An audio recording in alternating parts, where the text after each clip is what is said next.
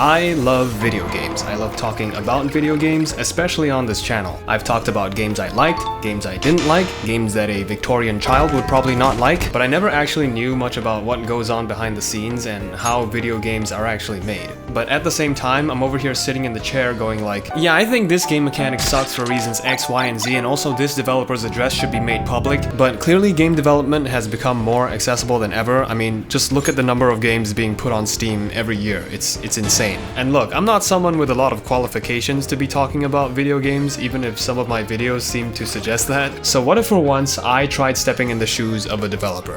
What if I tried to make a game?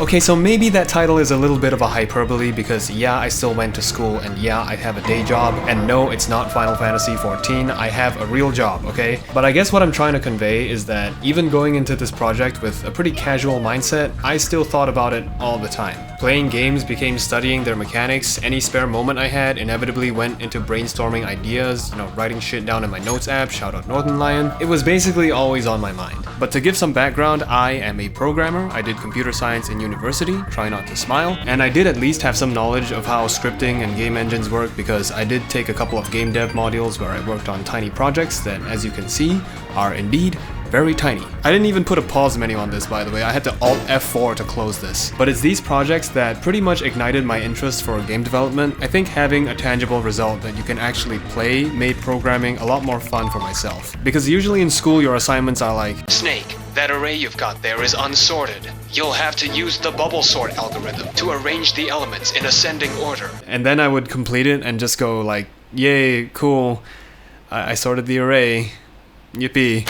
So the first big project I decided to make is called Steel Judgment. At the time I was having a lot of fun playing games like Risk of Rain 2 and Ultra Kill, and I basically just couldn't get enough of them, so I decided to mash the two together and see if it worked. Roguelike chaos where you become so strong your PC starts visibly crying for help, combined with fluid and deep first-person shooter movement and combat mechanics. I decided to go with the Unity engine, mainly because I liked the programming language it used. One of the first things I had to pick up was 3D animation. I already had some background in 2D illustrations because I've had it as a hobby, but after making one short animation loop for a loading screen, I quickly came to the conclusion that 2D animations for the whole game would be a speedrun into being admitted into an insane asylum. But thankfully, Blender clicked pretty quickly for me. I watched a few tutorials by this guy called Ryan King Art, and I learned how to make some basic low poly models and how to rig them for animations. And since I had a lot of experience editing videos, I actually picked up animation fairly easily because I was already familiar with stuff like keyframes and curves, and I think I just had a decent eye for what looks good. This is a little side note, but I decided to go with robots for all my characters because 1, I wouldn't have to make very detailed textures, and 2, even if the animations look janky, it would still be somewhat passable because they're robots. I don't want to talk too much about the programming side because you'll probably have no idea what the hell you're looking at, but to keep things short, Unity makes use of a language called C#,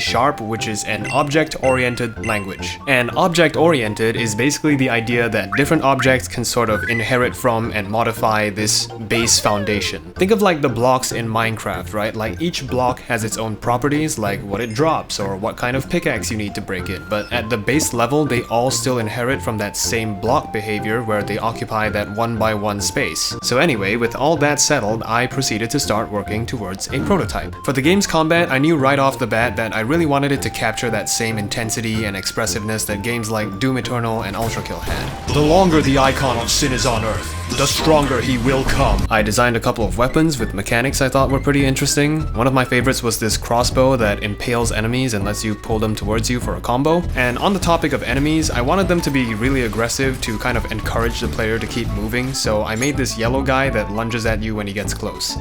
Apart from that, I also set up a movement system with some of my favorite mechanics like sliding and wall running, as well as an uppercut, which was a little something I came up with. with, a couple of upgrade items to get some roguelike elements going, and I also implemented a style system like the one in Ultra Kill, but I tried to make it more like the one in the DMC reboot that you are free to have your opinions on. But usually when you play games that have a system like this, it doesn't have that much impact on the gameplay itself, like maybe the music changes or you get a higher score at the end. So I really wanted to see if I could find some way to tie it more closely with the combat mechanics. The general idea was play stylishly and be rewarded. This meant more money to buy items if your score was higher, having more lifesteal at higher ranks, and basically making you feel more powerful in your run the better you played. And yeah, this did not work. So in early playtesting, it became very apparent that the game was way too goddamn hard. My friends would get their ass beat by the Enforcer, a lot of them couldn't even get past the first room, which, Jesus Christ, we'll talk more about environments later, but essentially the game was way too overwhelming for the player to even begin caring about how stylishly they were playing. This is where I learned the importance of having someone else play your game, because as the developer you kind of know your own stuff inside out, but for a third party,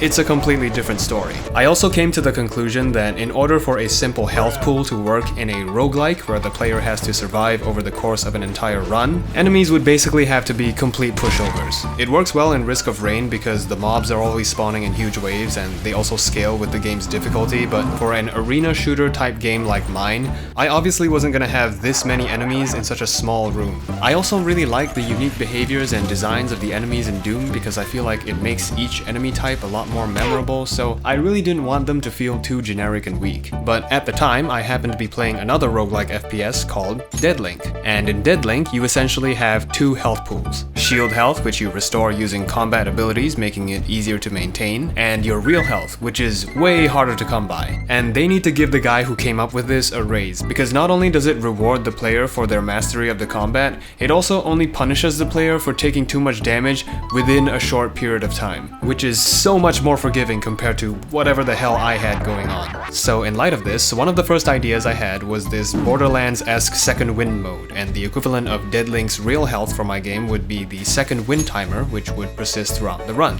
and if it ran out, you died. This actually worked pretty well, and the only problem was that suddenly being forced to crawl around when the game normally has you moving around like this felt like, for the lack of a better word, total ass. So it eventually evolved into this fight or die mode where you're not restricted in any way, but the timer will keep ticking down until you raise your style rank from E back up to D. And I still really like this system. Going back to the whole tying style to combat thing, I think this is one of the ideas that just immediately clicked. There were a couple of other problems, like lifesteal not being very interactive because it encouraged players to never engage with enemies and just heal off of them from a distance, as well as the aforementioned enemy being too difficult to deal with. But for now, I decided to add two other weaker enemy types that would hopefully ease the player into the pace of the game. I also want to talk a little more about the items in the game. I don't really like the kind of design in roguelikes where items just give you a stat boost like, oh, 10% more ammo or 10% more damage. Like, not that it doesn't work, I just find it infinitely more fun to use items that have tangible effects that actually feel unique. So that's kind of the design principle I had in mind when I was designing items. So instead of like just making you do more damage, I try to make my items like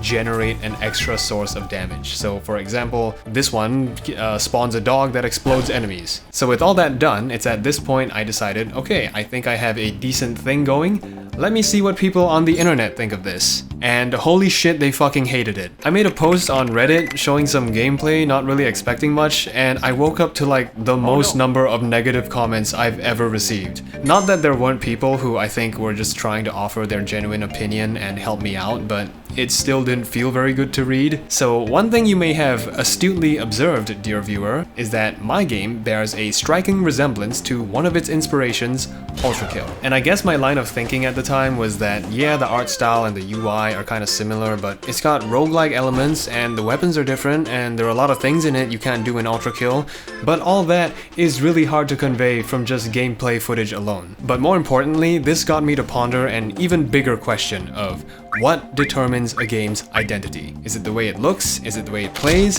Like, what would set my game apart apart from the many other amazing shooters that Ultra Kill had inspired, or even Ultra Kill itself? And the answer I came to basically boiled down to 3 things. Number 1 is visuals. The first thing people are going to be exposed to is how your game looks. So if you have an amazing art style, it's definitely easier to stand out. Some examples include Persona 5, Cuphead, Journey. Like, these games are all known as stylish or cartoony or beautiful games, and it's because of how they look, right? Like, when I think Persona, I think UI that makes you nut. And this was honestly the main takeaway for me, even though it's kinda obvious looking back. People really care about how a game looks. Like, not in the way that AAA companies think they do, but you do at least need to look somewhat unique if you want to be noticed. The second thing is mechanics, but I would say this is a lot more genre dependent, cause like, evidently it's not enough for a game like mine, but in PvP genres like MOBAs or fighting games, the mechanics are what people play the games for. You would be made fun of if you said some shit like Tekken is just a Dead or Alive clone, or Grand Blue Versus is a Guilty Gear clone, just because of how they visually look. Because anyone who's really into these games would know that they're actually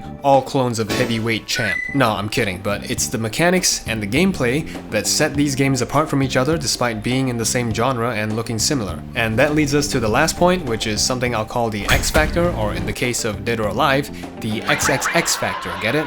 Please laugh. But what I mean by X Factor is a feature or talking point of the game that, regardless of the developer's intention, ended up being something that the game is known for. It can be its difficulty, a specific piece of dialogue, and sometimes it's... yeah, but as the developer, you don't really get to choose what your game becomes famous for. Like, I don't think the creator of Fear and Hunger was like, yeah, I'm gonna put a bunch of penises in my game and make it hard as fuck.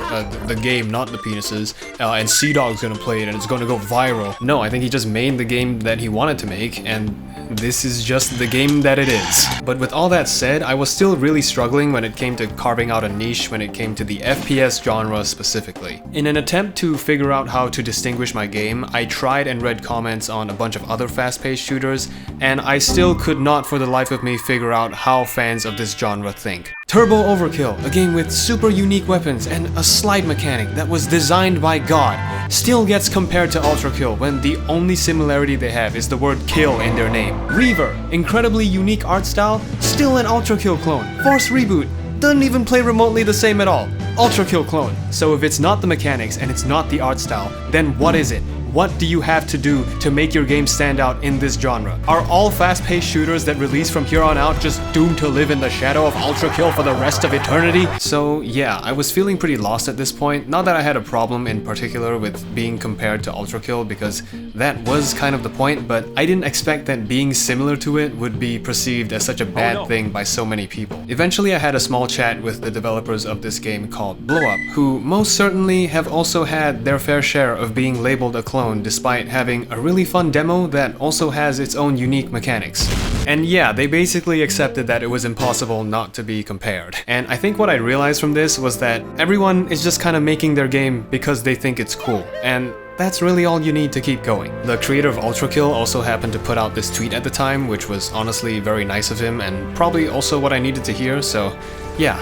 Thanks, Hakita. Okay, so going back to the whole identity thing, I basically decided that I would do my best to tackle the 3 previously mentioned aspects, and if people liked it, they liked it. I already had mechanics that were fairly different, so the top priority was deciding on an art style. I really liked the look of Hi-Fi Rush, which came out at the time, so I wanted to try going for a sort of comic book, cel-shaded art style while still keeping things low poly. I managed to set up some basic unlit cel shaders, but once lighting got involved, I definitely lost years of my life trying to figure that shit out. I ended up making use of this fake point light asset that basically allows you to simulate cel-shaded lighting without having to deal with shaders, because yeah, I think it had been like a month at this point of me trying to figure this shit out, and I just wanted it to end. The environments also went through a couple of iterations, but I eventually landed on this space station-like theme for the first zone. Fun fact, I decided on the color scheme for this area because of Aladdin. Like, yeah, the one without Will Smith. I remember coming across a video on how that movie uses a combination of blue and red to draw the viewer's eye towards certain things, and I kinda just went, oh okay, well let me try that. And while I probably didn't do it as good, I thought the environments were at least passable now. I also gave the UI a much needed revamp to fit the comic book style. I referenced Persona 5 for the HUD because of course I did. And yeah, that's basically how I arrived at the way the game looks now. It probably still looks like doo-doo ass to most people, but I'm just one guy and this is as good as it's gonna get. Alright, so the next step in the development cycle was to release a demo, but before that there were still a couple of issues that needed to be addressed. So you remember how I was talking about how the game was too hard and how lifesteal encouraged this really campy playstyle? Well yeah, these things were still problems and they definitely needed to be addressed. The first thing on the agenda was that lifesteal definitely needed to go. So to replace it, I came up with this taunt mechanic that lets you do this, which makes nearby enemies drop health. And yeah, before you ask, I was definitely playing Pizza Tower around this time. It basically functioned the same way as the Flame Belch from Doom Eternal, but with one key difference. If you performed another action while taunting, like jump or dash or melee, that action would become empowered. So for example, your jump would turn into the previously implemented uppercut, allowing you to go higher while launching an enemy. Your dash would turn into a charge with more iframes, and charging into an enemy would launch the both of you up, and your melee would gain knockback and extra damage. The other thing I decided to add was copying enemy attacks. This was kinda inspired by Mario Odyssey and Guilty Gear. I know that's a really weird combination, but as you know, every video game in 2026 needs a parry and a dodge, so of course I implemented one too. But how it works is if you taunt right before a projectile hits you or an enemy attacks, like counter hitting in a fighting game, you'll perform this counter attack where you rip out a part of the enemy's soul. You can probably see the Guilty Gear influence there, and after you do this, you gain the ability to use the unique move of that enemy type called an essence attack, Mario Odyssey style. And yeah, I'm pretty happy with how this whole taunt mechanic turned out. I think it gives the combat its own unique flavor and lets me design items around it, over and above working pretty well as a healing mechanic too. Okay, so problem 2, difficulty. After some more internal playtesting with the newly implemented taunt, I ultimately concluded from my observations that the problem wasn't that the game was too hard, people just didn't know how they were supposed to play it. What would usually happen was the player just kinda had no clue what they were doing unless I was specifically there to hold their hand. But once they actually understood how to play, some players ended up getting pretty good at the game and were even able to clear all the content. So yeah, this is the part of the video where I talk about tutorials. I think when I was first designing my game's tutorial, I didn't even want there to be like a tutorial stage. I watched this video by Josh Strife Hayes on how to make a tutorial, and he talks a lot about how effective it can be to have the player learn to play the game without even realizing they're in a tutorial. And I really wanted to follow this design of like the tutorial just being the game itself without an extra area, but turns out it's really freaking hard to pull off. I didn't have the biggest sample size, but the number of people that would just completely forget everything they were taught or straight up ignore text on the screen when they didn't know how to progress was absolutely astounding. So I eventually decided that for a game like mine that has kind of uncommon mechanics, yeah, we're unfortunately gonna have to sit the player down and force them to really read and understand how the game works. I made these infographics in the style of a comic book to hopefully make things more visually appealing, and added these reminders on the screen if the player was having trouble on the first level. But yeah, I guess in a way the game's first level ended up being the hidden tutorial because the Enforcer, who is now a mini-boss, kind of acts as a vibe check to make sure you know what you're doing. This probably took like 5 different iterations to finally get right, but also, game design is a back and forth. The player also has to put in effort if they want to have fun. Like, you could easily take any critically acclaimed game and play it like a complete idiot and then complain that the game sucks. And a tutorial is kind of like the promise of, okay, if you put in the effort to learn the game now, you will have more fun later on. So as the developer, there's really only so much that you can do. Like, the player has to also be willing to pay attention. Apart from this, I also tweaked a couple of things, like the amount of healing you get at lower style ranks, as well as introducing enemy types much slower to hopefully onboard new players a bit better. There was also the issue of essence attacks being locked behind countering, which was probably too difficult for most players, so I decided to add soul orbs, yes, like the ones in Devlog, that you can shoot after an enemy dies to get its essence, and that made it way more accessible. And yeah, with the game's major issues out of the way, I could finally continue working on populating the game with more content. The plan was to have 4 zones that the player would go through to reach the final boss, and the player would collect and unlock items along the way to hopefully reach that same level of game-breaking power I liked about Isaac and Risk of Rain. For the demo release, I had 1 zone's worth of content done, and on February 24th, 2025, I released Steel Judgment's demo. So, before we continue, I think now would be a really good time to talk about marketing. Yeah, I completely f***ed it up. Not that the goal was to be the next Balatro or anything, but I think the mindset I originally had was like, man, screw marketing, I don't need that shit. That's just for people who need money. I don't need money. Look at me, I'm tough. But skip ahead to right now, and it's not really that I changed my mind or anything like that. I'm still primarily making the game for fun, but also, if you want to actually have players that will give you feedback, then you kinda gotta play the game a little bit. And the first rule of the marketing game is, don't join Next Fest right after releasing your demo and making your Steam page. For those of you who don't know, wish lists are like Minecraft diamonds for indie devs, okay? Applying for Next Fest with 0 wish lists is the equivalent of you having a lottery ticket that has a pretty good chance of winning, but you fed it to your dog or something like that. So suffice to say, the demo had like 4 players, but it definitely could have been way worse. Like, it could very easily have been 0. But at the same time, I'm incredibly grateful to the few people in my Discord server who have been very supportive of this whole project. They've been nothing but nice to me. You know who you are. Thank you so much for playing my game. So yeah, if you're doing this because you want to pursue it as a career, you probably want to make sure that people actually want to play your game and you've got a decent number of wish lists before you go into Next Fest or even decide to continue making the game. Okay, next topic. So after 1.5 years of work and the demo release, all that was left for me to do was finish making the game. That was only 1/4 of the way through. But jokes aside, working on the game's second area has been way smoother for 2 reasons. One, I have the game's core systems and gameplay set in place, so I don't really need to bother with those anymore. And 2, I think I've actually improved a lot at developing the game and am at least somewhat more proficient at the skills needed to do so. I touched on this earlier, but environmental art was such a huge pain in the ass for me. Like, I'd spend weeks just trying to get one room done, and then I'd decide I hated it and do it all over again. Fast forward to today, and I'm very glad I suffered through that, because now if I want to make a room, it probably only takes me like 3 days max. I'm able to bring more complex ideas to life, I get stuck while coding way less now, and compared to the 18 months it took me to get the first area done, the second one only took me like 9. So I think that's a pretty damn good improvement. I could probably go faster if I was doing this full time, but at least for now, I would like to keep this as a hobby, because it is clearly not going to pay my bills. I also want to give a special thanks to my friend Alex, also known as Orange, for helping me to compose all of the game's soundtrack. He's done an incredible job, and I'm very glad to have him helping me with the music, because that is a whole other aspect of development that I would have had to worry about. So I guess the $1,000,000 question is, was it worth it? And the short answer is, yeah, I think it was. I mean, the game is still only in early access, and it's probably not going to sell any copies at all, but as someone who just enjoys bringing ideas to life like videos or games or drawings, I think it's been really fulfilling, even though I'm basically the only person who wants to play this game. I think if you're like me and you like having a little pet project to work on, it's not a bad hobby, because it just gives me a much needed something to spend free time on besides video games. And obviously I don't think this makes me any more of a credible source for like game critique. In fact, it's probably made me less credible, but it's definitely given me a much greater appreciation for game design in general, because